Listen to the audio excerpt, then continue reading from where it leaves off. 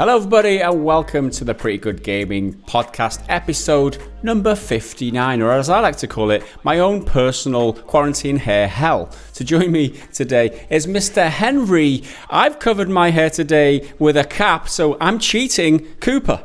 Yep, that's what I did last week, and it worked quite well for me, but the issue is that it gets very hot. Yeah. I'm getting a good hair day today, so I'm getting away with it. For those Are you sure about that? You can see, yeah, I'm doing all right. Oh, all right, Henry, thanks. Thanks for killing whatever little self-esteem I had left. You've just crushed it. Something. All right, I forgot the Welsh intro. Hello, a croeso I podcast Rhif Pimdig now. I can't leave out the Welsh fans because that dedicated fan base.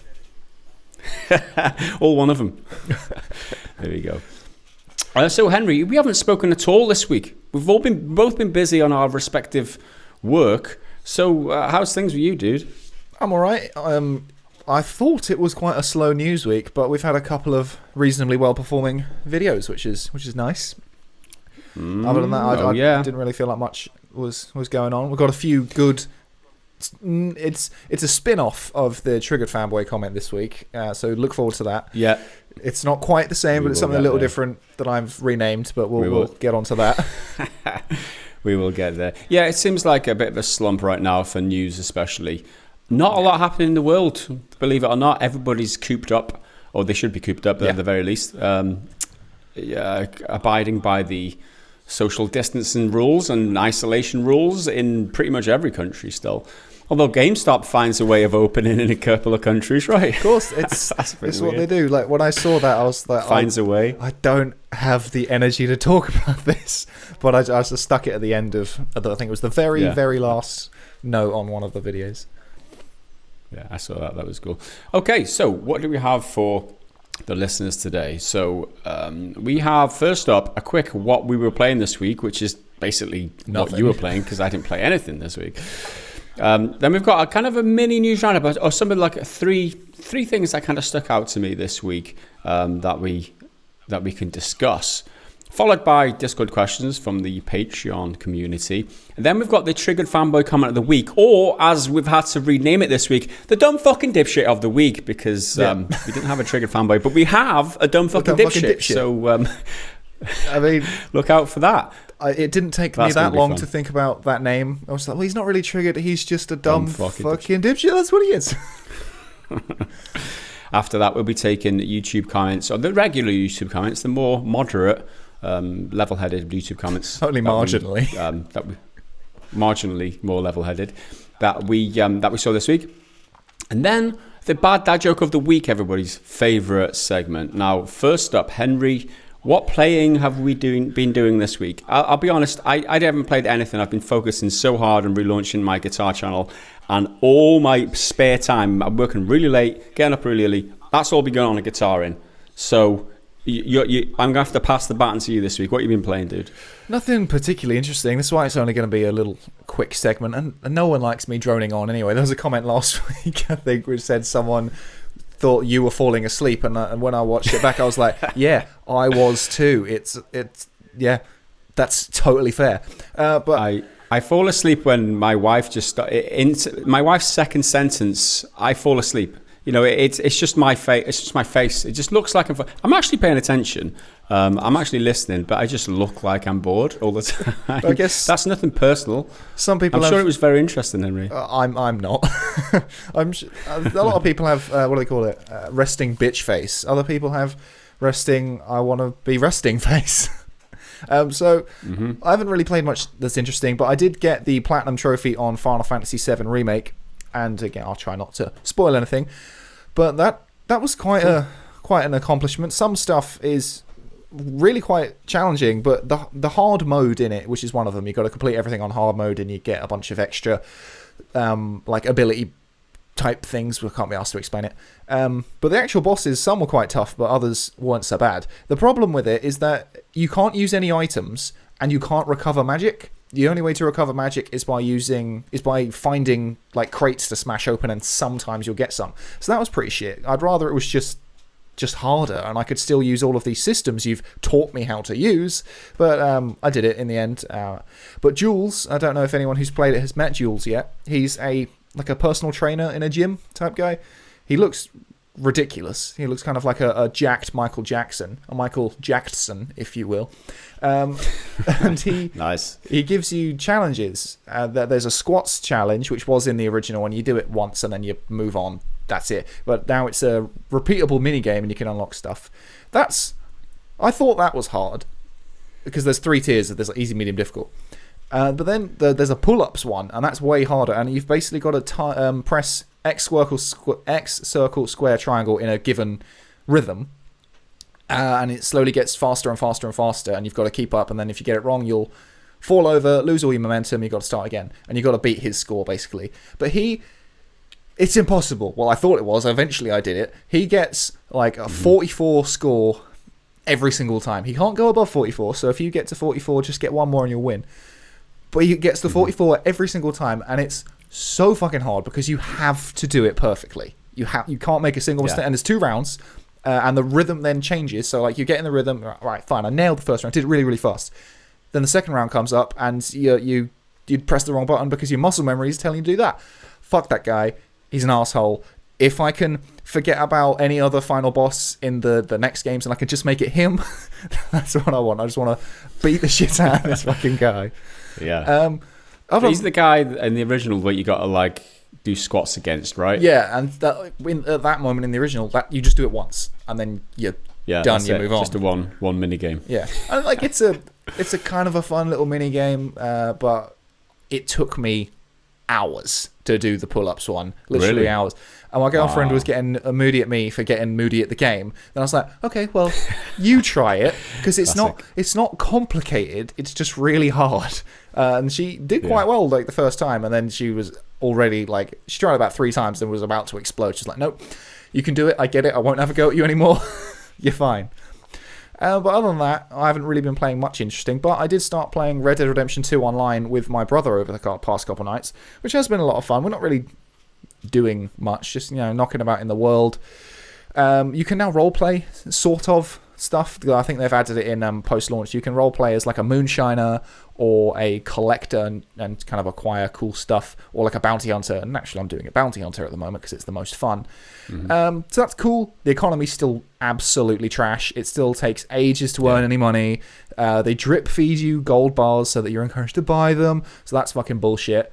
But like, it's no worse than it was back then. But it's still fucking trash. But I do love the level of customization you have over your character. Like, you can obviously you can get access to more stuff the higher level you are, and because the economy is shit, it can take ages to get anything. But just being able to make your cowboy look however you want. They've added a lot more stuff in it that isn't in single player, which frustrates me because I feel like how difficult is it to just copy that into single player? But it is what it is, I suppose. And there's a lot less griefing than there was when I played it last time. I don't know why. Maybe it's because we were knocking about with 2 of us and people didn't want to fuck with 2 people at once. But it seems to be a more pleasant game world to be in. But other than that, it's still as good as it was and as bad as it was, but it's quite fun to play with another person. Yeah. Well, hopefully it's improving over time, and you do get that benefit, because it is, for those of you who played the free version of Red Dead Redemption, I haven't touched the online, like myself, maybe in a couple of years it might be worth checking out, because of all the advancements and the improvements that they've made over time. It's kind of like Fallout 76, you could say, with Wastelanders. I'm still yet to play that. I just haven't had the chance to play it. Yeah. But that's the beauty with these online service games. Although Fallout 76 was a premium game in itself, it wasn't an offshoot of a game, and they charged full price for that shit, which I got stung for. But there we go. Maybe I'll get some joy out of it at some point. Thank you very much for that, Henry. Sorry, it's not more. What you've been sorry, playing. It's not more interesting. How dare you not play games? I mean, God, nothing else. What are you doing with yourself? Although I think it's on the PlayStation Store. They're doing a huge sale, and I think Assassin's Creed Odyssey won some fucking ultra fancy limited gold black edition or whatever the fuck they call it is on offer, and I am considering getting Assassin's Creed Odyssey because it's so much game. Everyone says that there's almost too much content, and I think that's the kind of game I want right now to really sink my teeth into before, well, who knows when The Last of Us is meant to be coming out. But currently Ghost of Tsushima is still on track, so I've got until June to find something to entertain myself with. Well, I subscribed to Uplay for like a month or whatever, and then cancelled it. And that's a good, if you just want to jump into one game like Odyssey or whatever, just jump in and just play one game and then not own it. But I'm not sure, they don't do it on console, do they? The subscription model for... there we go. Never mind. Anyway, that said, we've got a bunch of smaller news topics that I've cobbled together for this next segment. And first, the Xbox Series X logo has been revealed. Although it's not been officially revealed yet, we got these images from a trademark listing, which was filed on April the 16th and spotted by Windows Central. So it's an X with the series written, and it's black and it's white, and there's two versions, and it's it's different. It's a logo. Beyond that, I don't know. I mean, logos are, some people just don't care about how logos look. It's an obvious departure from the classic X. Because like a spherical thing that they've had since the 360. Yeah, because the 360 and the One both had the same logo, didn't they? Pretty much, anyway. Slight difference. And it's not green anymore. Yeah, because it's serious now. Yeah, sorry. It's just that I think. Yeah, it's. We're getting all over each other. There's a bit of delay here. Yeah, you go on. The 360 one is the same as the Xbox One, and then the original was. Like the Xbox original was just a green X. Mm-hmm. I don't think there was anything that jazzy about it. Yeah. No, that's right. But this is a market departure because there's no green at all in it. And even the original Xbox logo, it was like black, and there was like it was almost like an X had been sliced out of a worktop or something, and then it was folded up, and there was green on the inside, and it had something to it, right? And then there was the spherical one from the Xbox 360 onwards, and green, and had like an X, like on a kind of globe shape. That was interesting. Now, this is clean. This is minimalistic. Yeah. This is basic. I mean, do you like it? Is it what you expect? Does it make a difference to you what a logo looks like? Not really. A lot of people saying that it looks shit. I wouldn't say it looks shit. You're right. It's very minimalistic, and that's a specific stylistic choice. I don't know if there's really that much to really talk about it. I mean, what my only problem, I'm not even sure if you really call it that, is that it doesn't scream Xbox. You don't look at it and know it's the Xbox logo. I think it's probably because of the absence of green.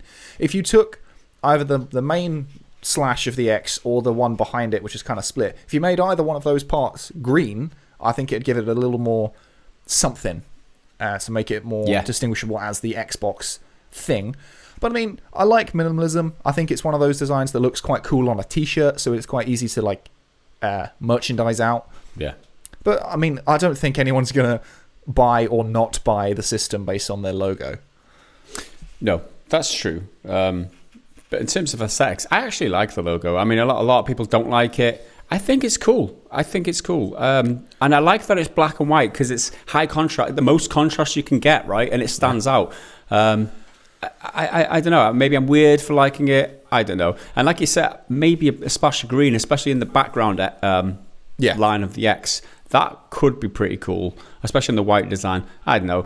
I'm probably overthinking it now because I'm trying to stretch this out to make a new segment out of it. I mean, all the other outlets are doing it. I didn't look at the logo, but I saw Eurogamer's headline, and they didn't even bother to make a pun or anything. It's just, here's what the Xbox Series X logo looks like. And I was like, all right, fair enough. Yeah. That makes sense. Usually they put a decent pun they're good in for the article. puns. Maybe they're just worn out by all this lack of news. It's just like us. It's like, there's no words to put around it. Let's just put the picture up, and then we're done. There you go. So let us know your thoughts down in the comments if you have any thoughts at all.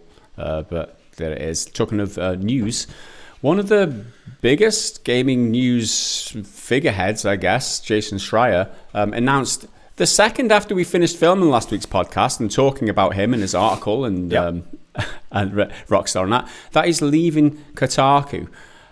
So this was, we'll just catch everybody up on it now in case you've kind of been left out the loop. He announced on Twitter, after 8 years and some changes, I am leaving Kotaku.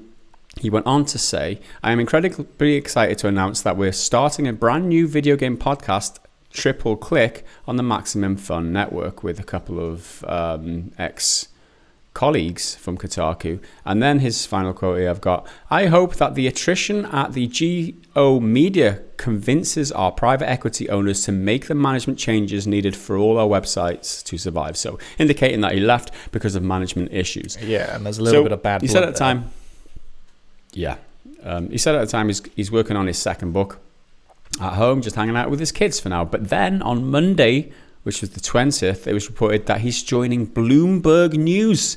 Who the hell are Bloomberg News in the world of gaming news, I hear you ask?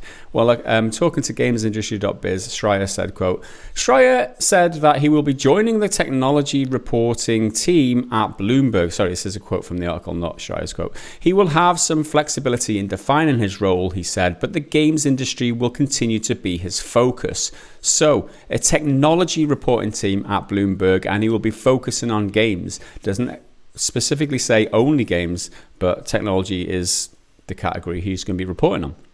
And specifically on why he left, he did clarify somewhat to gamesindustrial.biz and said, it's been really tough working for a company that is run by management in whom trust has been completely eroded. Our union announced a few months ago that we had taken a vote of no confidence in the CEO. 97% of the union voted to have him removed.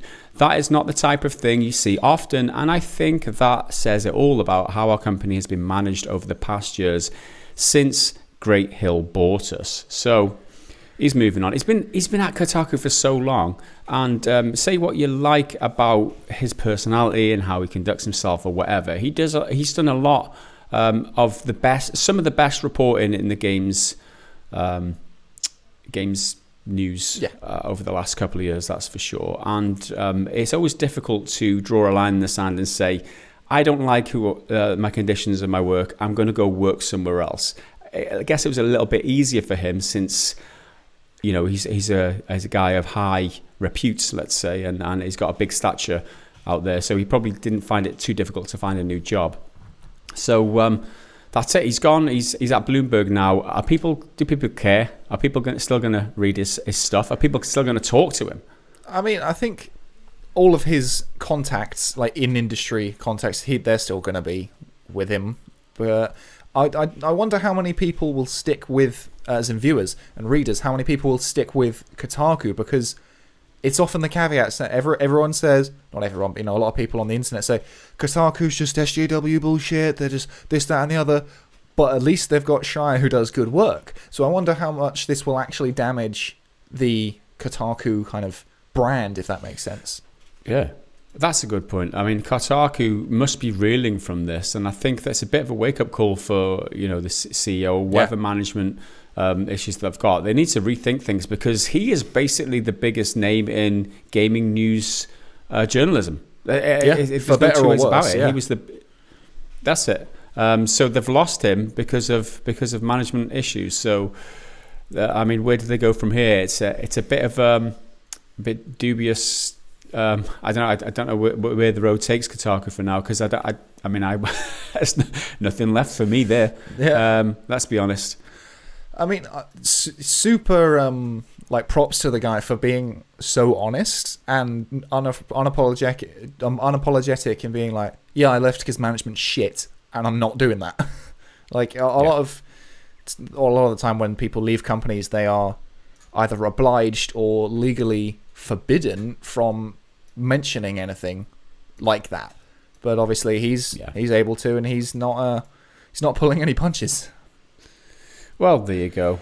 He's moved on now. The only concern, I guess, for his fans is that his focus will shift from gaming over to tech. And who's to say? No, he says now his focus is going to be on gaming. He's got autonomy, yada yada yada. Circumstances change. That doesn't guarantee for the future that he'll only be doing exposés on, you know, shitty working conditions at XYZ company or whatever else gets the news. You know, it's it is what it is. Yeah. So the future is in doubt, as always. And to my knowledge, Bloomberg as a media outlet is much more business focused and industry focused. So he may not end up covering kind of game specific things on a smaller scale. It's going to be the more industry wide scale, I would imagine, based on at least my perception of that outlet. Absolutely. I think it's a lot bigger setup. And a more professional setup than the likes of Kotaku. Yeah. I mean, no disrespect to the Kotaku, they're just a certain size of a outlet, and Bloomberg is huge. Yeah. So that is what it is. Let us know your thoughts down in the comments. Let's move on to the final talking point, which is, this is a very concerning one. Team Fortress 2 and Counter-Strike Global Offensive, or CSGO, as you know it as. The source code has leaked. Now, this was put on torrent sites apparently on Wednesday, April 22nd, and this is an old version of the code from like 2017.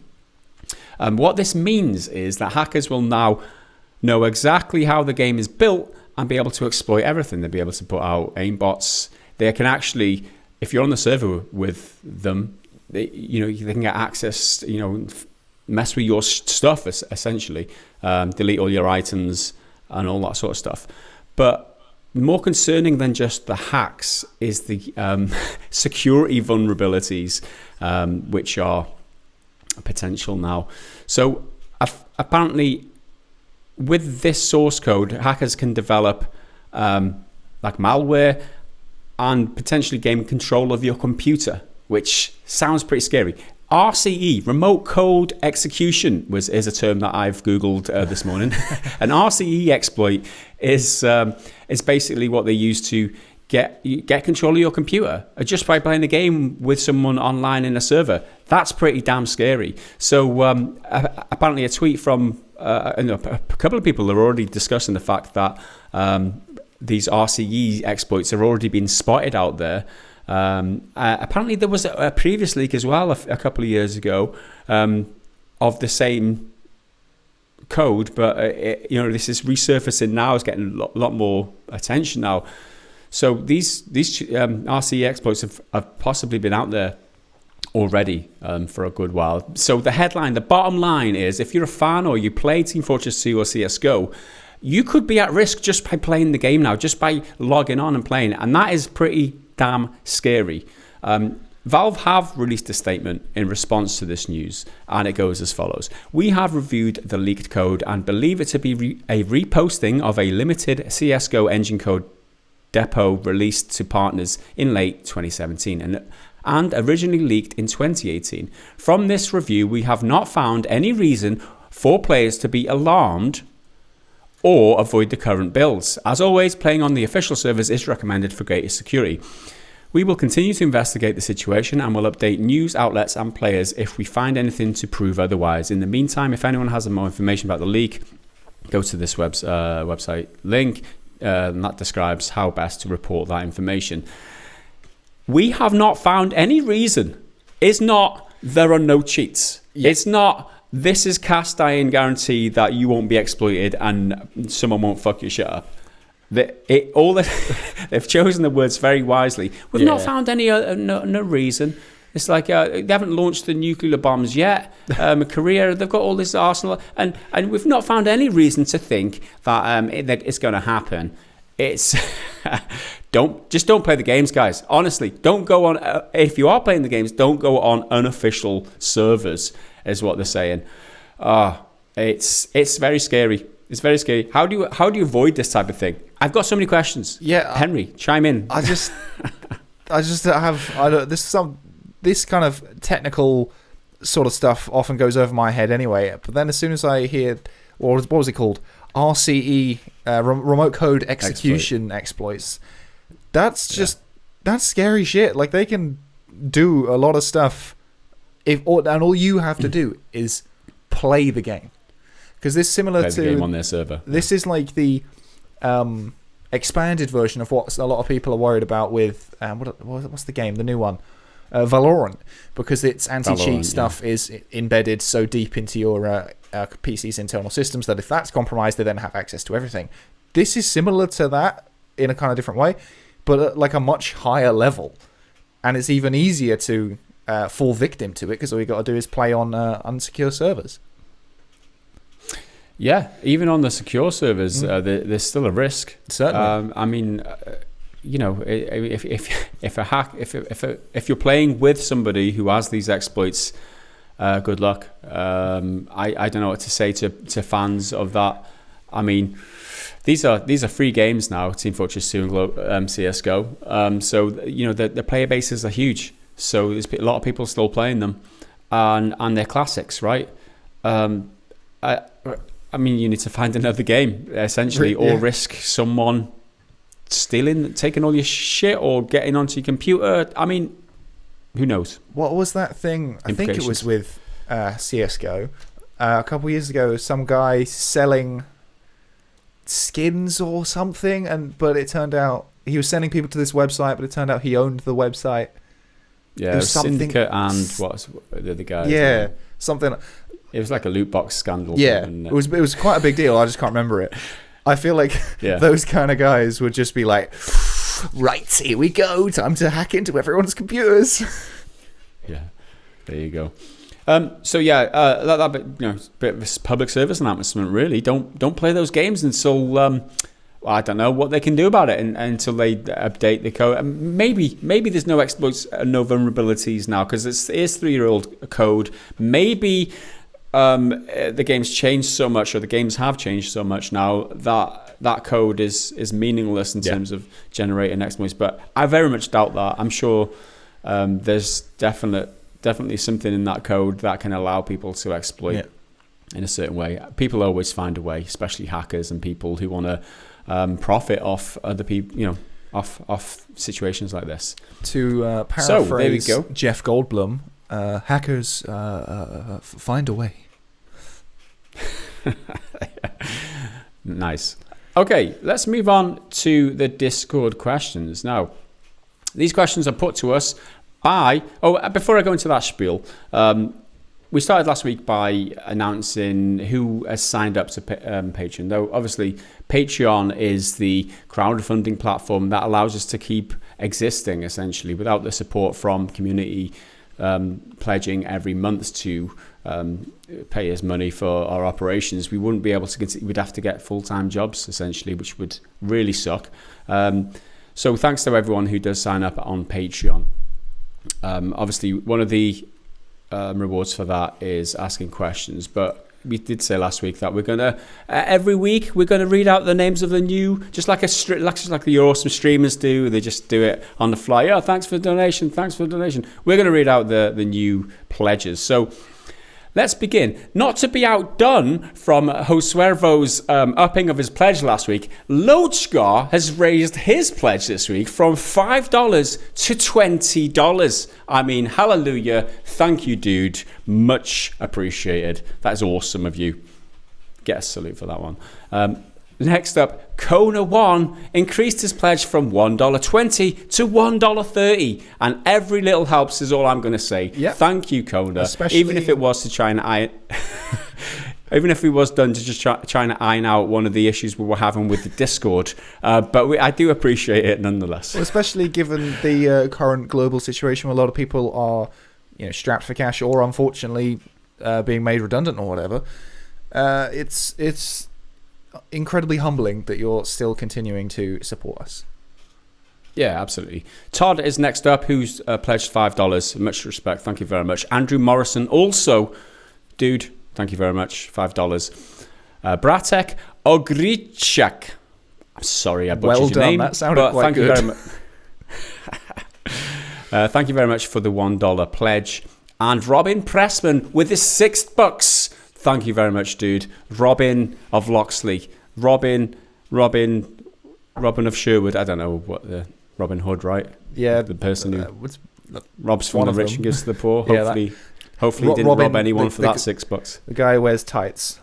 So as a bit of a kind of... I saw this little update on the top of the April Patreon thing, and it said, so far in April, we've had -2 patrons net.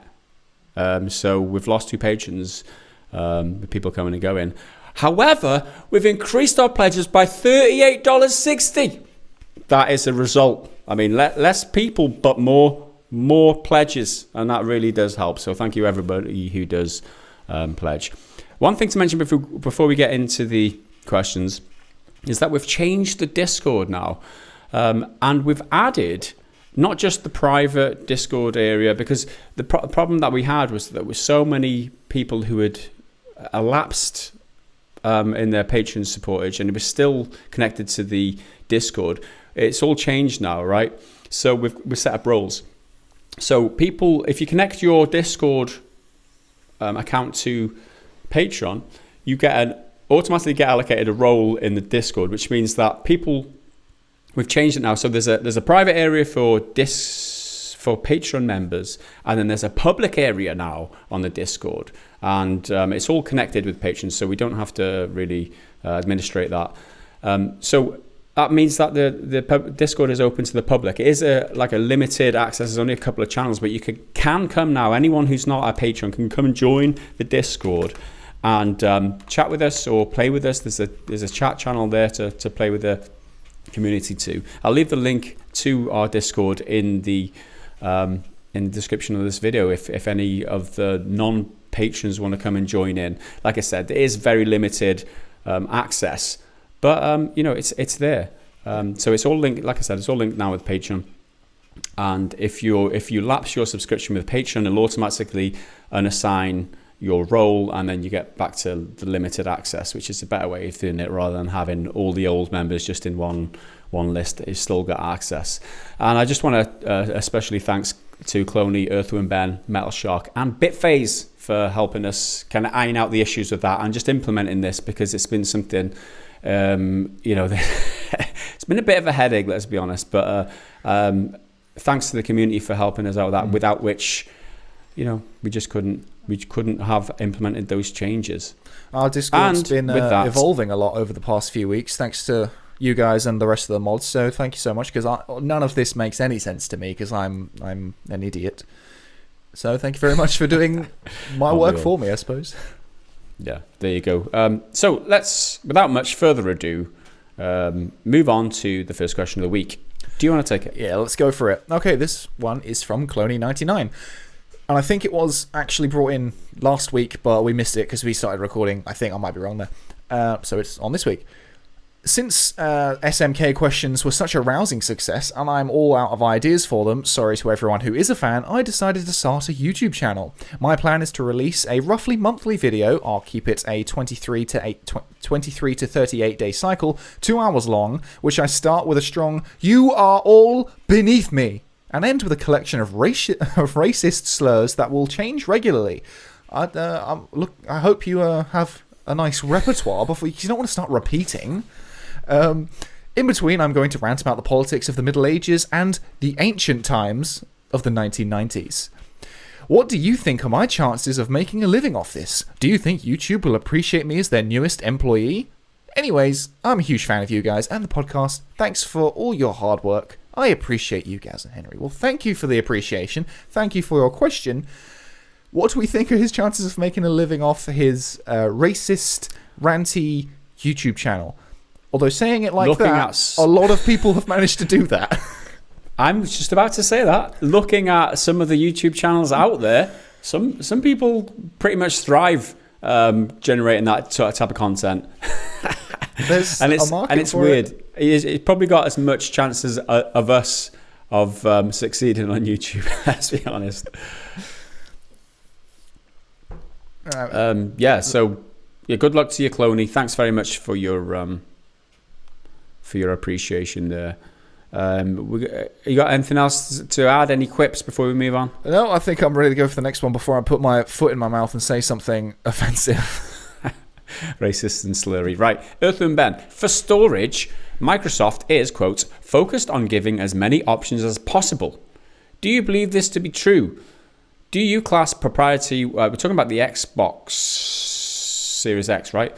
Do you class proprietary 1 terabyte cards as the best and only way to expand storage capacity for playing Xbox Series X games? Note, lower gen can be played through an external SSD. Focused on giving as many options as possible. I mean, is it the best and only way to expand storage capacity. I mean, it's the same as what PlayStation doing, right? In order to, they've got this really high-end SSD in the console, but you can store and play the old games on a slower SSD if you plug it in externally. Focused on giving as many options as possible. Is it? I don't know. I'm not sure. I can't really comment on that, to be honest. Any thoughts? No, I don't really know whether I class proprietary 1 terabyte cards as the best and only way to expand storage for playing Series X games. I feel like if it's giving as many options as possible, they will make you be able to play with as many types of storage device as possible. Hell, if you could throw a flash drive that can fit a whole game on it and it would cooperate, cool. If it's makes your life easier as a gamer and a consumer to have your stuff not exceed space limits if you've got extra drives and whatnot lying around. I've been using a SSD for my PlayStation for ages, solely for a space boost, nothing to do with performance or anything, and that served me very well so far. So as long as that sort of stuff is possible on the next gen, I'd be happy. But I don't really have much more to say. Yeah. Obviously, I don't know whether they're coming out and saying this because of all the talk for the about SSD now with next gen coming in and PlayStation. Just showing off what they've got for the next gen, and then everyone's talking about Microsoft. Why? What's your SSD like? And they're like, oh, we're focused on giving as many options as possible. We're not focused on speed. We want slow ones too. I think I don't know. Sony, because that's such a focus for them is the SSD. That's introduced the term a solid state drive into a lot more gamers' jargon who may not have known what that was before. So now, gamers specifically. Yeah, exactly. So now that they know what that is, they think it's the bee's knees. It's the cat's pajamas. It's the next 4K now. It's the next 60 FPS now. It's like, what? Is these PC features that we're getting now? Rubbing the hands together, waiting for. And every PC player is just like, in my eyes, old tech. Anyway, let's move on before I expose myself as being a PC master race. Trigger too many people with my superiority complex about PC gaming. Anyway, it's my turn now. Yeah. All right, Earthworm Ben again. So it appears that Mick Gordon will no longer work with id or Bethesda due to alternation of his work for Doom Eternal. Does he have the right to be upset that his work was changed by what he claims a marketing person, or should Bethesda/id be able to change the music they have asked him to produce for the game? Now, I think your wording in this question. Yeah, I think it's a great question, and I think your wording is specific. Does he have the right to be upset? Absolutely has the right to be upset, because it's his artwork, it's his baby, effectively. He has the right to be annoyed about it, and he has the right to not want to work with them again. Does he have the right to prevent them from making additional changes to the product they commissioned? That's a different story. I disagree with the idea that just a marketing person, because that's what Mick says. I disagree with the idea that person has meddled with it, and in the comment he said that they fucked up the time signature and that's why it's really weird and they had no musical knowledge. Yeah, that's bullshit. I don't think that should be right. But at the end of it, Bethesda did commission this piece, so they own it. He doesn't, unless there's a specific clause in the contract or whatever. I think that's the crux of it, and it always boils down to what is legal versus what is moral. And I think that this creator has been commissioned to make this creation, and he's been paid to make the creation, and then the time he spent making it is what he's been reimbursed for, and then once he's created it, it's not his anymore. He was paid to make that, and then Bethesda take it and they alter it. And a lot of people say that it's not as good and yada, yada, yada. People have got different opinions. But I don't think that legally, he should be entitled to have any control over that, because he's paid to make it, essentially. So that's just the law and how it lies, whether it's right and wrong. I don't know. I mean, like I said, morality of the situation is another question entirely. So, in terms of, aesthetics and what is good versus what is bad, and it's all an objective thing. So many more people just want the Mick Gordon version to be cast in stone forever, but Bethesda own it, so they've got the rights. Yeah, and then there's the question: if he made something that was absolutely terrible, and they didn't approve of, because I mean they're paying for it to be produced, they have every right to then tell him, well, no, that's not what we asked for. Fix it. Like, we're paying you to do it. It's a job. Yeah. You've got a job to do. So it does go both ways. I'm fully in support of him being like, your changes were bullshit, and I'm not doing that again. And I think it's really a shame, because I did the video about the music quite recently. He had a talk at GDC, I think in 2017, and he said how the people at id, specifically id, not Bethesda, had provided this really, really accommodating, creative environment where he made a huge section in this speech about it. It's like an hour-long talk. Huge section about how they accommodated the possibility of failure. So he got comfortable with experimenting and trying new things, because if it went wrong, it didn't matter. And then he wrote something, sent it off to one of the head sound guys. He said, instead of saying, no, that's rubbish, do it again, he said, you're almost there. Work a bit. We'll try this, and then we'll get there. Because it supported the process, and that sounded really good, and sounded like something that specifically came from the small audio team at id. All of this marketing stuff that will be controlled by Bethesda, because they are the publisher, and it does sound like one of the most Bethesda things to do. It's their mandate these days as a publisher. Yeah, absolutely. So thanks for your question, Nathan Ben. I like that one. Moving on to Metal Shark's question. This is the quiz of the week. So there you go, Cooper.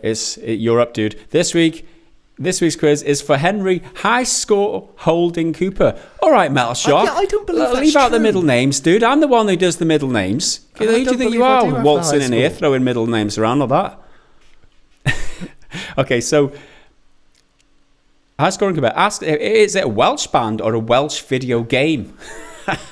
This is good. I like this one. Okay. There is absolutely no way I can know this in advance, really, or work it out. So every single one is going to have to be a shot in the dark. Because the handful of Welsh bands I know, none of these are among them. You will know one of them. Absolutely. Okay, so first up, Acrimony. Is that a Welsh band or a Welsh video game? I don't know what acrimony means. It sounds like a word that means something. Let's go for a band. Why not? Ding! Yeah. It is a band.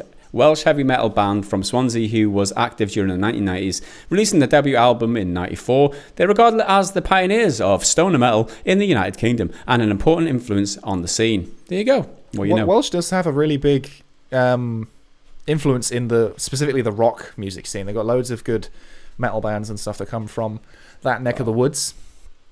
Well, the Welsh culture is just full of awesome music. Some of their best songs that I know are just traditional Welsh music. Like, Welsh is full of artists and anyway, I could go on for hours. Next up, Gravity Badgers. Is that a Welsh band or a Welsh video game? I really hope it's a band, because that sounds hysterical to go and walk on stage. What is up, Cardiff? We are the Gravity Badgers. The lamest name. But I can picture this being a video game, so I'm going to say video game. Have you been revising these answers here? Ding! That is a game. Step into the spacesuit of Valiant Gravity Badger Captain T. Bayback as he ventures into the deadly depths of space to save his friends, family, and the universe itself from the threat of deadly evil honey badgers. That is a long sentence. There you go. Next up, Headspun. Welsh band or Welsh video game? That sounds Headspun to me quite like a grungy band, or like an underground band. So yeah, I'm gonna say it's a band. It's a Welsh band. Bollocks. First one wrong. It's a game. After waking from a 5-week coma, Theo Kavinsky, traditional Welsh name there, finds his life in disrepair, and with no memory of the accident, it's up to Ted and Teddy, the conscious and subconscious voices in his head, to work out what happened and put his life back on track. There you go. Well, next up. I hope there is a band called Headspun, because it's quite a good name for a band. Maybe there is. If not, then there should be. Next up, Late Shift. Is that a band or a game? Again, that's quite a good band name. I'm going to go band again. Another wrong answer. Late Shift is a high-stakes, full-motion video crime thriller. After being forced into the robbery of a lucrative auction house, mathematics student Matt is left proving his innocence in the brutal London heist. Another Welsh game there. Okay, next up. Made of Sker. Made, M-A-I-D, of Sker, S-K-E-R. So made as in a servant, not made as in you're made of it. Is that I mean, game or a band? It doesn't sound like a band name, but the past 3 have been games. So I'm going to apply that logic and say this has to be a band. You know what? I think Metal Shark has figured out that we're using this as a way, because this is a game. It's the 4th in a row. That's the wrong answer. Made of Sker is a first-person survival horror set in a remote hotel with a gory and macabre history from British folklore. And the takeaway for that answer is that Metal Shark's onto our little scheme, Henry. We can't. He's onto us. Play the system. You can't apply the law of averages now. All right then. Next up, Persian Risk. Persian Risk, you've got to be a fucking band. It is a band. Thank Christ. Yeah, you couldn't go. I'd love it if we just put all of them as games. Yeah, it's just a big troll. Yeah, Persian Risk is a band. Persian Risk, a heavy metal band from the new wave of British heavy metal era, formed in 1979 and hailing from Cardiff. The group was active until 1986. In 2012, the band was reactivated by vocalist Carl Sentence, albeit without the involvement of any of the past members. Awesome. So that's what, 3 you've got? You got the first 2, you're doing so well, and then you just fell off. Anyway, you got 3 now. Next up, Taint. Is that a Welsh band or a Welsh game? I'm going to say it's a band again. Yeah, correct. 3-piece metal band from Swansea. The band formed in 1994 while still teenagers, releasing a string of demos, compilation features, and split records over 11 years until their first full-length album, Ruin the Nova Roma, was released in 2005. The Ruin of the Nova Roma. That's an interesting name. 11 Next years up, before The their Alarm. first full-length album. Bloody The Alarm. Sorry, dude. So I'm just band or game? The Alarm. That sounds like a game to me. Oh my goodness! How do you not know The Alarm? Well, it's probably because there's a local guy who is in The Alarm. Is it Mick Peters or something, right? Yeah, Mike Peters. It is a rock band that formed in Rill, obviously. That's why I know him. In 1981, initially formed as a punk band, The Toilets in quite a famous band, The Alarm, and the lead vocalist Mike Peters. The band soon embraced rock and included marketed influences from Welsh language and culture by opening for acts such as U2 and Bob Dylan. They became a popular alternative rock band in the 1980s. That was the one that I definitely knew. All right, next up, 2 left. The Complex, Welsh band or Welsh game? I'm going to go for a game.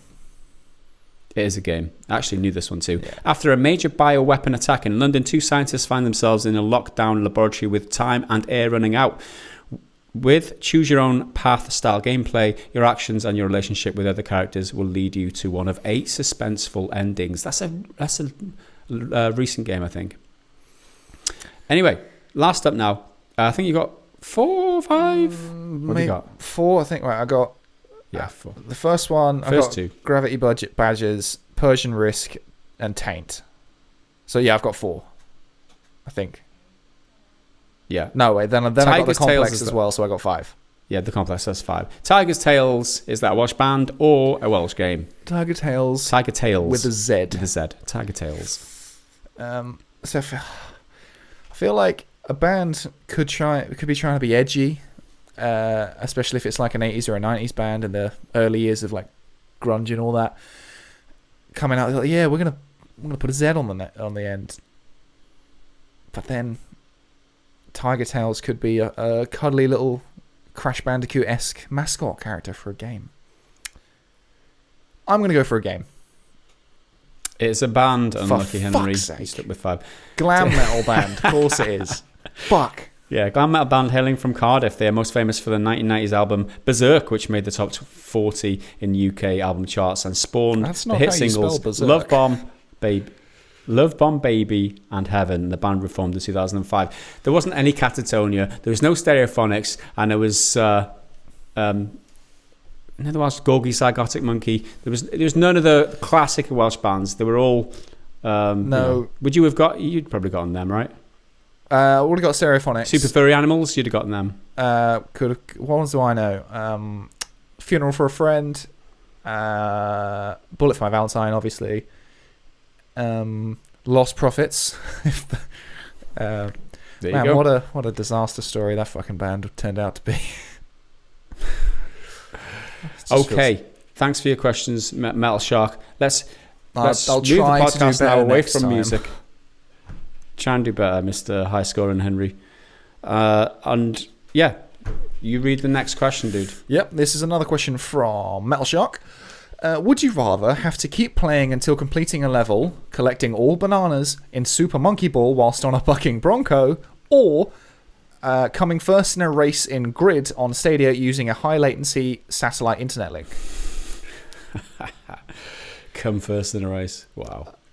I mean, yeah, I'd rather play until I come first in Grid. My only memory of playing Monkey Ball, I think I played whatever one was on the Wii, because I think it came with my Wii. And it had tilt controls, and I fucking hated it. I imagine some of the other Monkey Ball games are better because you don't have to use terrible Wii remote motion controls. But I don't ever want to go near Monkey Ball again, so I'll take the racing Grid, thanks. There you go. I think coming first in a race and Grid on Stadia using a high latency satellite link, I think that would be maybe easier because you can anticipate the latency, right? So if you see a corner coming, then you know if there's a delay of like a second or a second and a half, then you have to just turn a second or a second and a half and break a second or a second and a half sooner. I think that would be the easier. And once you've run the course a couple times, you'll get the rhythm and the level of the delay. So it would be doable. And I just don't want to fucking play Monkey Ball. That's doable. Yeah. Thanks for your questions, Mr. Metal Shark. Let's move on to Josuervo 47's question. And this one goes as follows. An inquiry on which you are welcome to collaborate. I'll let this photo do the rest of the talking. Apologies to the audio only participants.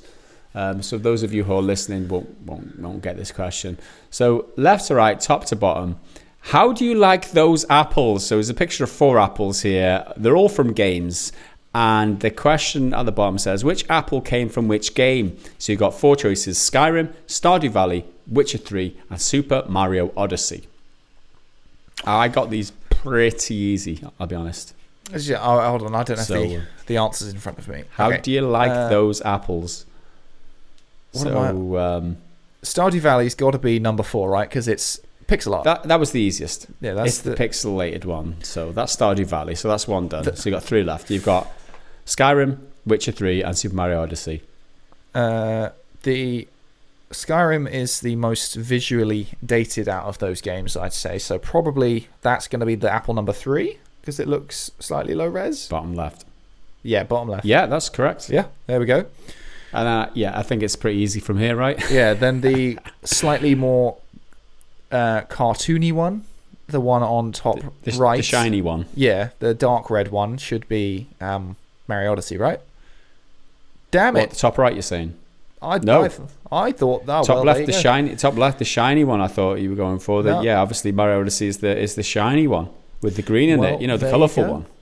I thought I thought that looked like a more slightly more photoreal apple than the one on the top right. The one on the top right looks more like an onion than an apple, so I thought that would be a Mario one. Well, there you go. How do you like them apples? Thanks for the question, Mr. Josuervo. Don't like them apples at all. They're onions. Let's move on. Is it me to read this one? Okay. So we're back again with Cloney, and despite what he said in his previous question, he has come up with an idea for another Shag, Marry, Kill. Sorry for those of you who don't like it, but we're doing it, so deal with it. And now, Tough. the glorious return of the Shag, Marry, Kill. Since we had a Henry Appreciation Day on the Discord lately, by the way, you can join our Discord over at patreon.com/prettygoodgaming for roughly the price of a full tank load of diesel fuel today. Nice one. And participate in our next Henry Appreciation Day. Today is the Henry Appreciation Shag, Marry, Kill. Just to clarify, sorry. Fuel is really cheap at the moment. It's not really expensive to get into the Discord. They're literally paying people to take oil out of the oil farm. It's like $30. They'll give you $30 if you take a barrel of oil away these days. That's how cheap it is. Yeah. So it's not actually that cheap to get into the... Well, it actually is cheap to get into the Discord because you can get in for free, but you only get certain access. So I just meant to clarify that in case you're watching this like in a couple of years' time thinking, bloody hell, that's expensive to get on the Patreon. It's not true. And I had nothing to do with Henry Appreciation Day. It was just Cloney being nice. It's nothing to do with my ego, I assure you. However, we've got some pop culture redheads to go through. So, Mary Jane Watson, the original hot redheaded girlfriend, occasional wife of Peter Parker, and also occasional Spider-Woman or even Venom. So it's Spidey's girlfriend. I mean, she's an early lead because who doesn't love Mary Jane? April O'Neil, not that one, and if you don't get that, you may be too young.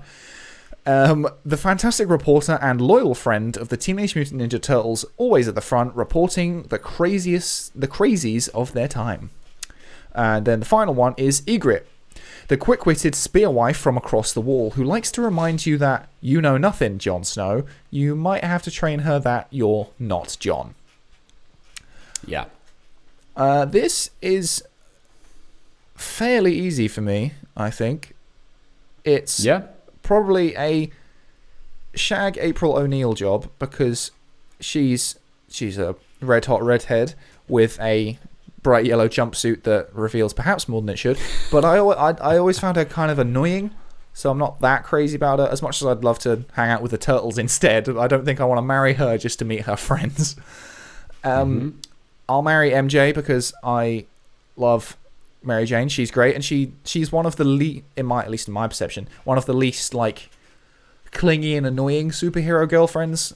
At least you know, as I said, my perception of her. She's normally pretty chill. And unfortunately, Ygritte, I've never found that attractive. She's like she's good looking, but she's too skinny for me personally. Like she's not voluptuous enough. No, like she's a very good looking girl, but also she's too tough for me. She'd like just say something mean to me because she's north of the wall, and I'd start crying, and she'd kick the shit out of me. Plus, how am I supposed to compete with Jon? I mean, Jon's out the picture, obviously. You know, this is a different world, and I think that you know, she's a strong woman, and she's a northerner. She talks what she thinks. You know. She really sounds completely different in her natural accent, though. The actor, I mean, if you hear her speak compared to the character, it's so different. So there you go. I don't know. It's a tough one. This initially, obviously, Ygritte. Yeah, she's a flesh and bones human being, and that appeals. Whereas the other two are characters from, I guess they're all characters from fictitious things, but these pictures make it a little bit more interesting. We could get real pictures of the live action versions of these characters. Yeah, if you want to change it. Yeah, that's true.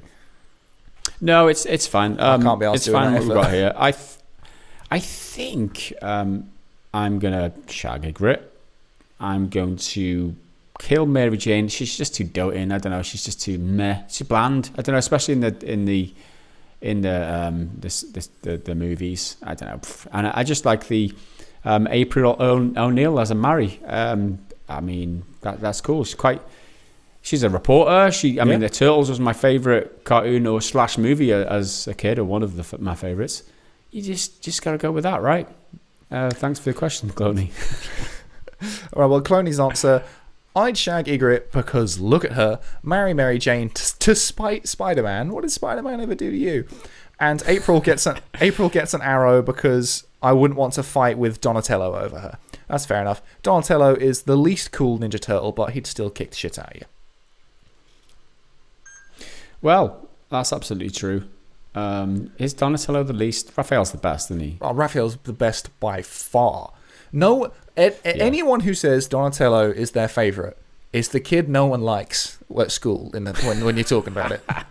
Mikey is the annoying one. Leo is the guy who thinks he's cool, but Raphael, he's really the cool one.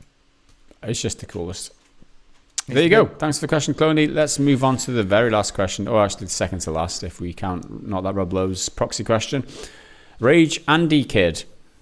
You can merge two game worlds together and create your ultimate game world. This is a good question. Which ones would you merge and why, Henry? Two game worlds smashed together and into one.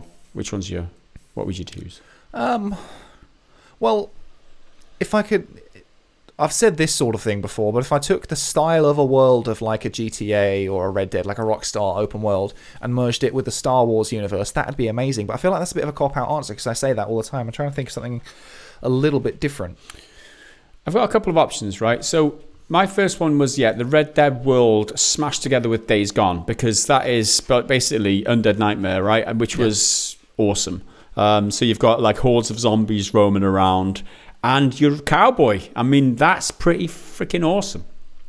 So that's a good option. But you also mentioned there the GTA 5 or the GTA world. GTA 5 is another awesome world, and I think I'd smash that together with maybe Fallout New Vegas's world. If you smash them two together, make the all the buildings in GTA into like buildings you can walk in. There's NPCs in there and stuff, and it's a bit of post-apocalyptic. That Bethesda. I do like not Bethesda, but the Fallout world. Obviously, it's not Bethesda; it was Obsidian. But the Fallout New Vegas is one of my favorite worlds. So we smash that and GTA 5 together, get a decent, or any of those four, a combination of those four. I think it'd be good. I think I'd quite like to see. It'd be a kind of imperfect for what I ideally want, but something like. Well, actually, I've never played it, but maybe something like Kingdom Come Deliverance, like a realistic Middle Ages thing with no fantasy elements, but the only fantasy element would be like a Last of Us level gritty zombie thing, because no one's really done it, but I'd love to see a full-on like apocalypse zombie type experience, but confined to a specific time period, not unlike Undead Nightmare. So do... like the Middle Ages in a game like Kingdom Come Deliverance, or semi-fantasy medieval vibe, kind of like maybe a Skyrim, but without the dragons and all the magic. Just to see, because it means you have to come up with creative solutions on how to kill all the zombies, because you can't just shoot them, and your combat will have to change because you can't just chop at the chest because they're not going to die. You're going to have to go for headshots or use fire, which could be really interesting. I think that'd be really fun. The only problem with it is that there's not enough people around in that time period for it to be a really quite as threatening apocalypse, because as it would be now, because there's 7 billion, nearly 8 billion people in the planet. But you could take a few. But it's a fantasy world. We can put as many zombies as we want, can't we? Thanks for the question, Rage Andy Kid. And I got a feeling that the viewers and listeners will have some good answers for this question. So leave them down in the comments. Which two worlds would you mash together and why? Next up, is it you? It's you. Yes. So this is our Game of the Ages rolling question, which originally came in from Not That Rob Lowe, and we've liked it so much he hasn't even needed to submit it for the past few weeks, and we've just been carrying it on anyway. So the idea is that for every year from the starting from our birth year, we think of our favourite game from that year, and the only rule is that you have to have played it at some point, not necessarily at that age, because who played a game when they were a newborn baby? I've exceeded my gaming limit now and have moved on to my favourite films, but Gaz is still going. He's still got a few more years to exceed his limit. Yes. So what do you... So this is the year...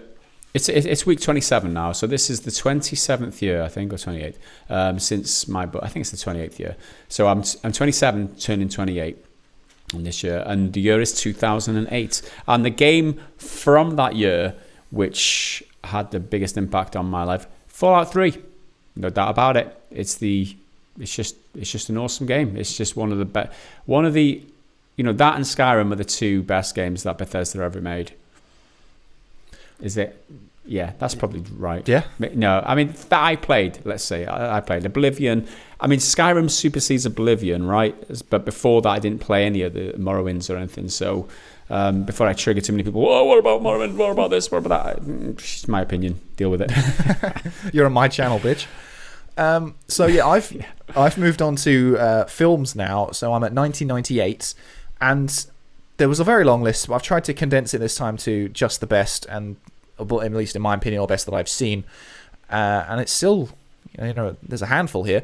So The Big Lebowski, The Truman Show, the original Blade, Bug's Life, because I've got to get a Disney animation in there. American History X, putting that next to Bug's Life is something I never thought I would ever see.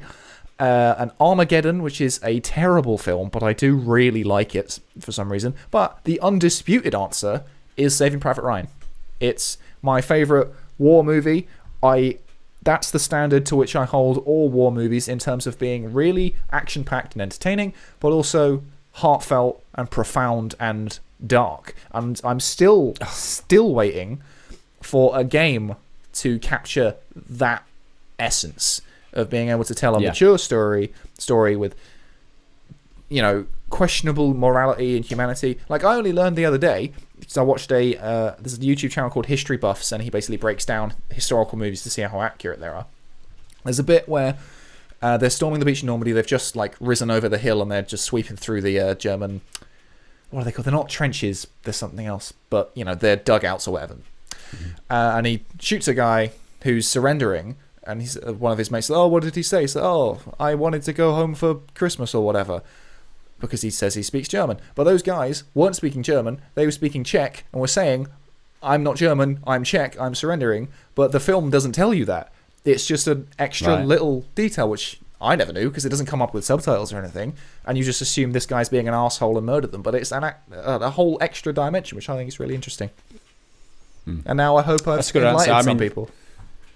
Classic film, Saving Private Ryan. And it would have been a close call between that and Truman Show, but I think Saving Private Ryan would have taken it for me. Did you watch Band of Brothers? Yes, I love Band of Brothers.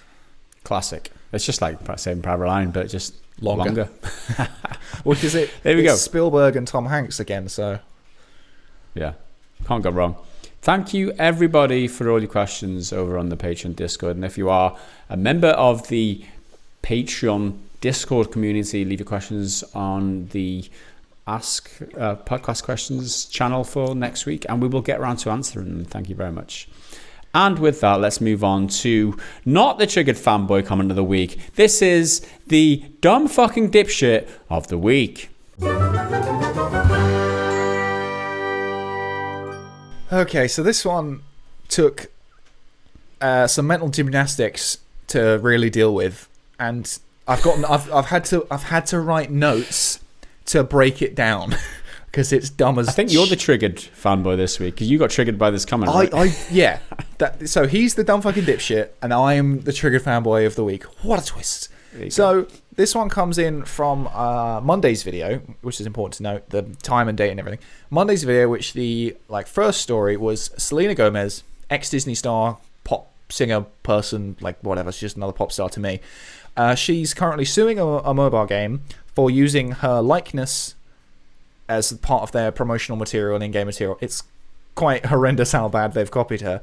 And she also said something like, "I'd never consent to a game that uses predatory monetization." That's not a direct quote, but it's that sort of thing. So this person commented, who's called Flavin80, and he is a semi-regular commenter. So after this, I've got a few other choice gems to pluck out. So he said, "You're on the Gomez story after others made videos about it. I'm totally convinced you lazy fucks just watch other gaming news channels for your stories. You guys are fucking useless." Okay, so apparently no one. The immediate implication is that no one in the world ever has any uses any other sources. Everyone's information is their own first-hand information. I've spoken to Selena Gomez I haven't. Someone else has. This one other person who's done a video on it, which I'll get to.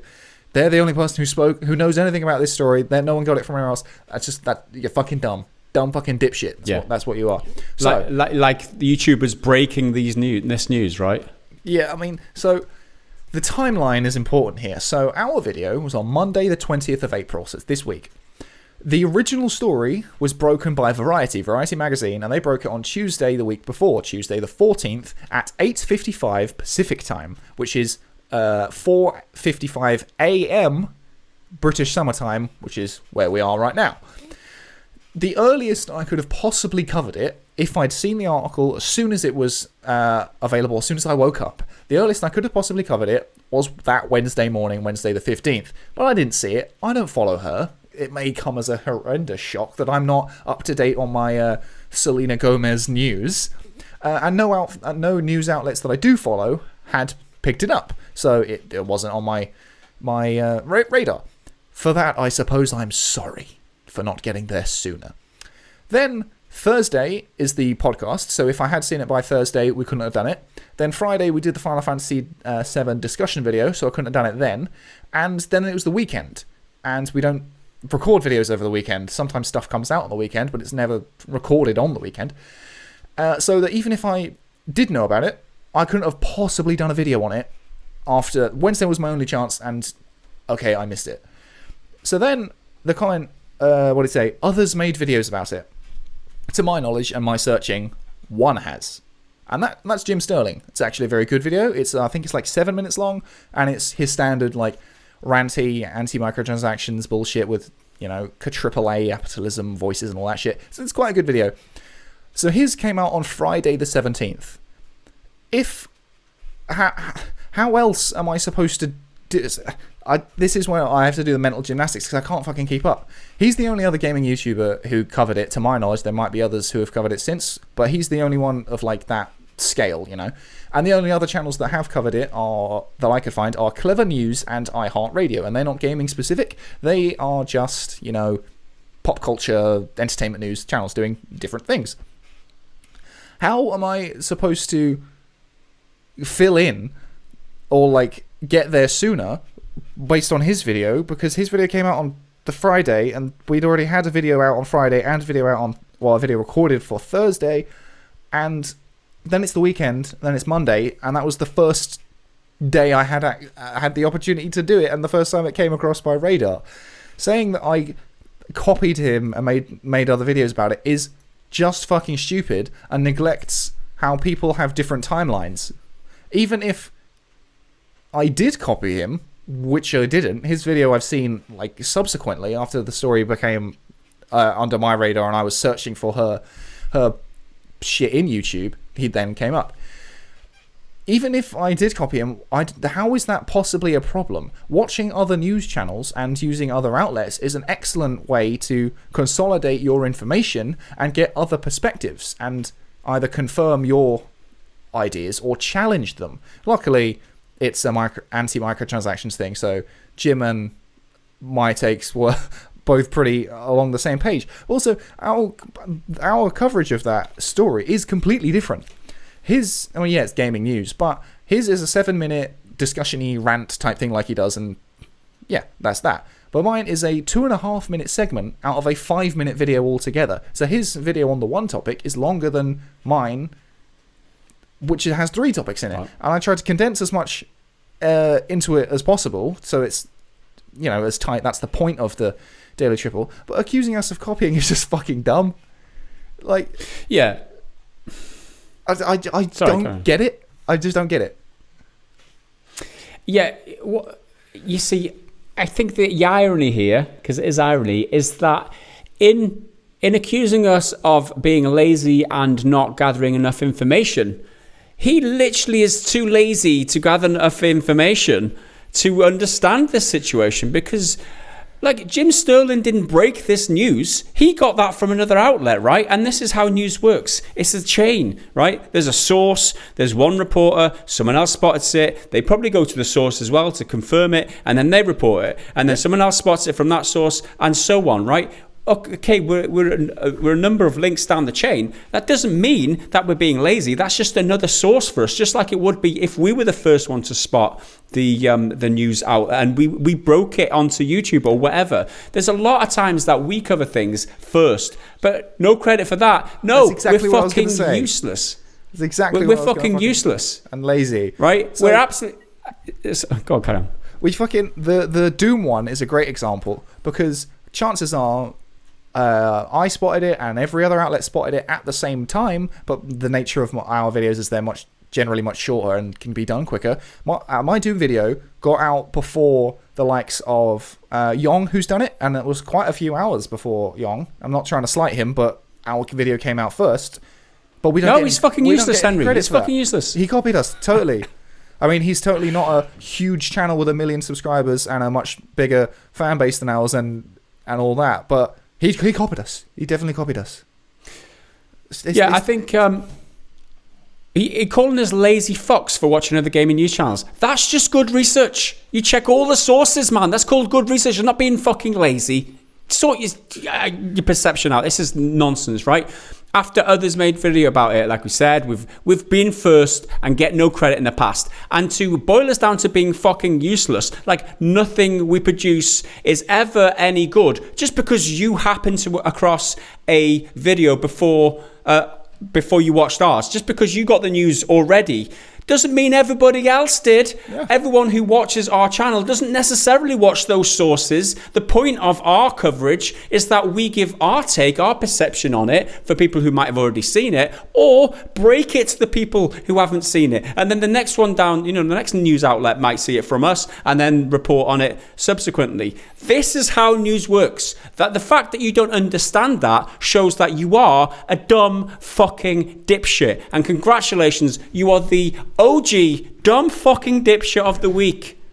And so I'm going to bring up a few of his other comments because this guy, I hope you're watching, you're a bit of a negative fucking Nancy altogether. So on the same video, someone commented saying, the people who dislike this love the microtransactions in that game, and yeah, funny little comment, got 21 likes, good joke. But then this guy comes back, the people who dislike it love gaming news. Unfortunately, this is pretty, in caps, then good gaming, not in caps, where they watch other gaming channels for their news.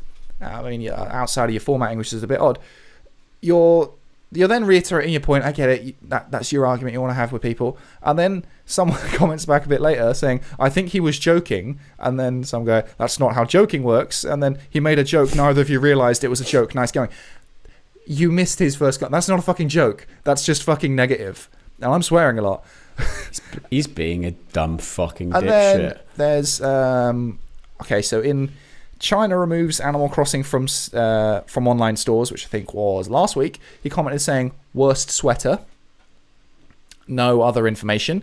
I think that video I was wearing a hoodie. It's not a sweater, it's a hoodie of The Last of Us, and it's a recycled clip. There are 4 intros and outros to the Daily Triple that I recycle. They are the same. So there's the fact that not many people have picked up on that is astounding, really. And a lot of people comment. Hardly anyone's commented on that. Like, people comment saying, "Oh, I like that shirt," and I'm like, "It's the same shirt I've technically been wearing for 4 weeks." It's just a different. It was 4 videos ago, and then 8 videos ago, and then 12 videos ago. And then so he comes in. Oh, so sorry. This one's that I had to look up the video just to confirm. But this one's about you, so I hope you don't get too offended by these harsh words.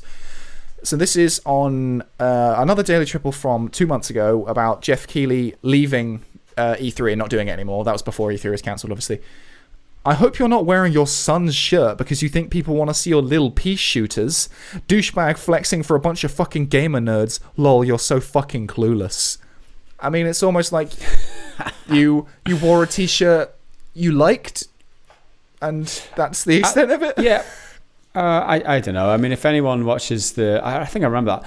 For anyone who watches the content, I've always worn t-shirts, right? And so if I think at this point, going that far back, right, and seeing that he's commented that, you've got to question the sanity of a person like this who watches content which he doesn't actively dislikes, actively just spoil shit. It's just the classic internet troll, isn't it? It might even be somebody who's on an alt account just trying to fuck with us. I mean, it is what it is. Just stop being a dick. Thanks for the engagement, though. Really appreciate it. Because, one of your comments spawns a number of replies, and it's quite a few views and quite a few comments, that. So I've got a few any engagement we can get. I've got a few more choice gems from him. So on the same video, Keeley's a fucking joke. I mean, he left E3 because he didn't agree with it. I don't really see how much of a bad thing that is. But hey, you don't like the guy and you feel the need to swear at a stranger talking about him on the internet. All right, cool. Then a podcast from 2 months ago as well. This is the only show on YouTube I can watch at double speed and hear every word. You guys talk so fucking slow. Holy fuck. I'm pretty sure we've commented on this comment before. It's a fucking podcast.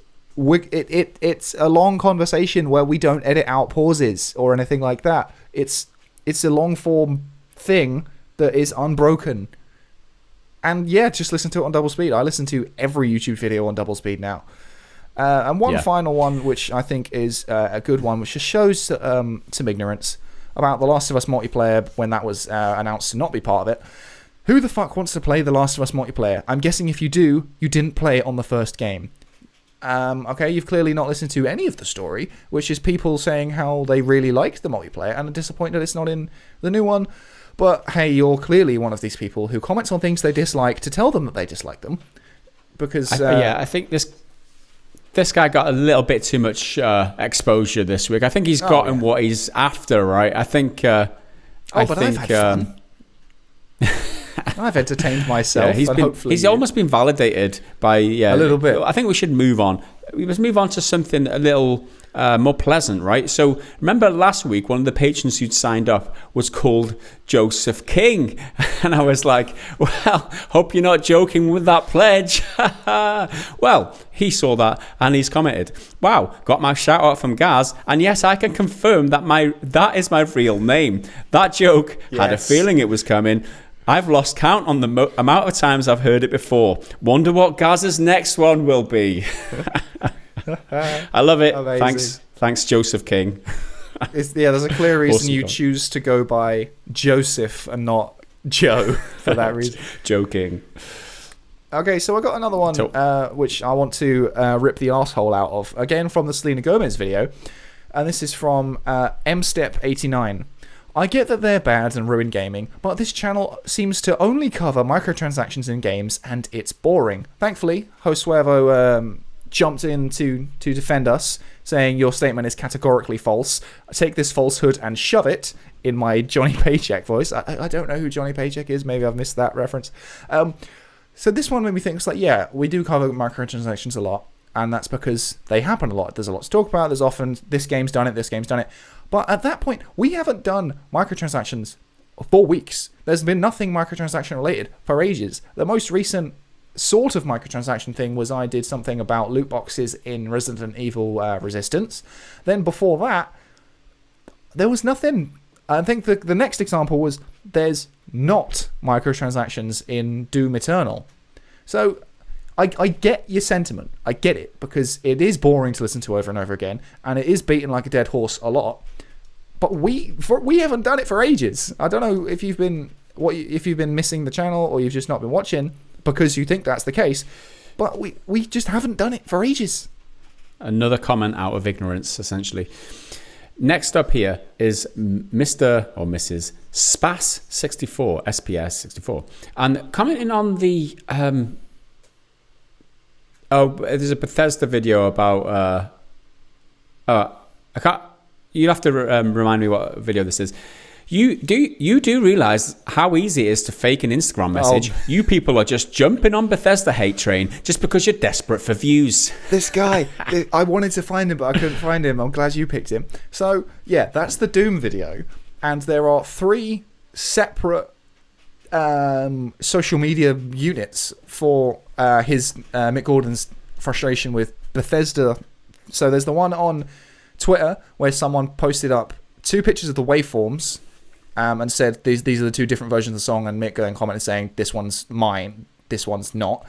Then there was the YouTube one where he replied to a comment saying the marketing team fucked it up and that's why the time signatures are wrong. So that's Twitter and YouTube, so they're fine. You haven't called those out. But the one on Instagram, that invalidates everything. You can make a fake Instagram thing.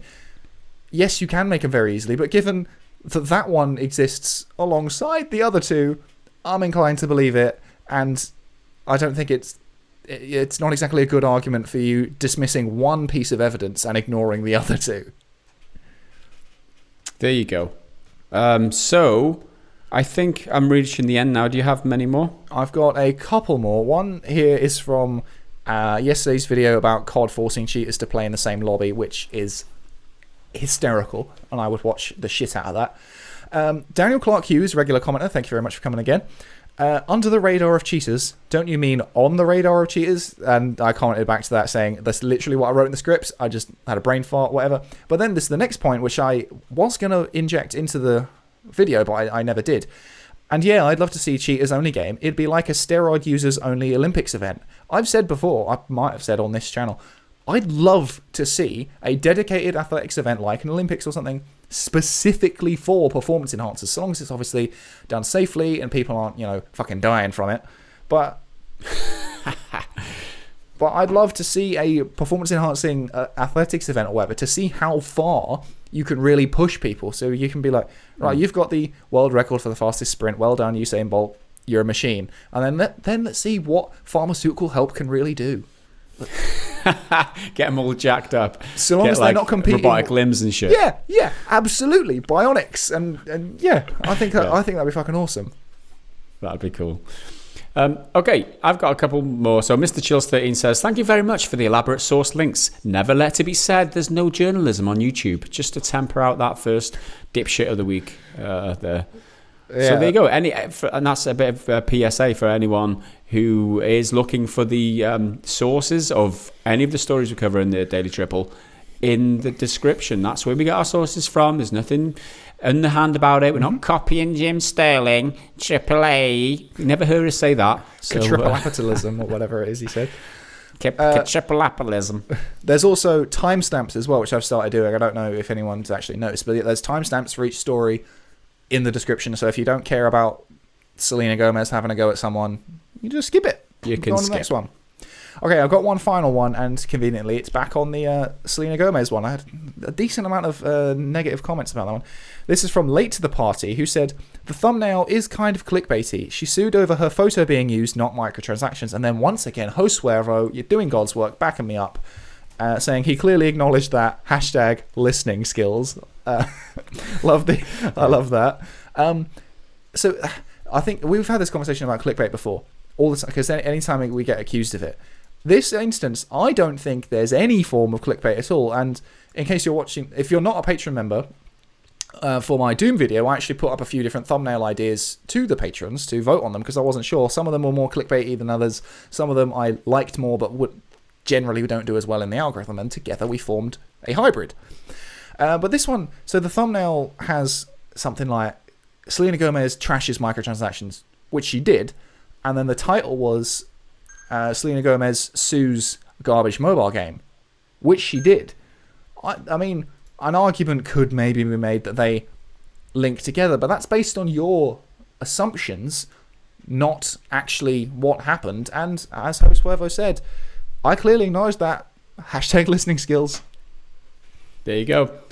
That wraps it up for this week in terms of the, that's the one. YouTube comments. Thanks for all your comments and your engagement during the week on all the videos. We really appreciate it. And that leads us to our last segment of this week. This is the bad dad joke of the week. Okay, Henry, are you ready for this? Let's do it. What do you get if you cross a sheep with a kangaroo? I don't know. What do you get when you cross a sheep with a kangaroo? A woolly jumper. I'm sorry. That's quite good. That again was awful. That before. And I like that have one. you not heard that? No, I've not oh heard my that god! one before. Oh my god! I mean, I thought it was a pretty stock dad joke, but I'm going to because last week we had a bonus one and it was that much better, right? I've got 3 half decent ones, right? That came in on the Discord from the Dad's Day Jokes bot that we've got on the Dad Jokes channel on Discord. I'm going to read 3 of them because these are all good, like 3 in a row. Okay, first up, my girlfriend gets mad whenever I mess with her red wine. So I added fruit and lemonade to it, and now she's sangrier than ever. That's classic. Okay, next one. My dad told me to make little things count. So now I'm teaching maths to dwarves. Okay, and the very last one. My wife complains when I don't buy her flowers. To be honest, I didn't know she sold flowers. They're all classic, them. They're really good. The bot is great. He punches out multiple jokes a day. Yeah. Oh, it's awesome. It's awesome. Another addition from our moderator team. So thank you very much. I appreciate it so much. Yeah, I think Metal Shark gets the credit for that one. Thanks very much, everybody, for watching this week. I hope you enjoyed the quadruple dad joke of the week. There's a bonus feature for you this week, and that is it for this week. Thanks everybody for watching and commenting. If you have watched this far into the podcast, then you obviously don't mind the constant drone of our voices and you appreciate what we do. So if you want to show your appreciation, you can head over to patreon.com/prettygoodgaming and support us to bring you this content to make sure that we can afford to do it in future. And for as little as like $1, you get access to the Discord, you can ask us questions, and there's various rewards based on what tier you choose. So really appreciate everyone who does make that choice to support us, because it really makes a huge difference. And with that is the end. Thank you very much for everyone. On behalf of Henry and myself, we will see you again in the next one. Until then, bye for now.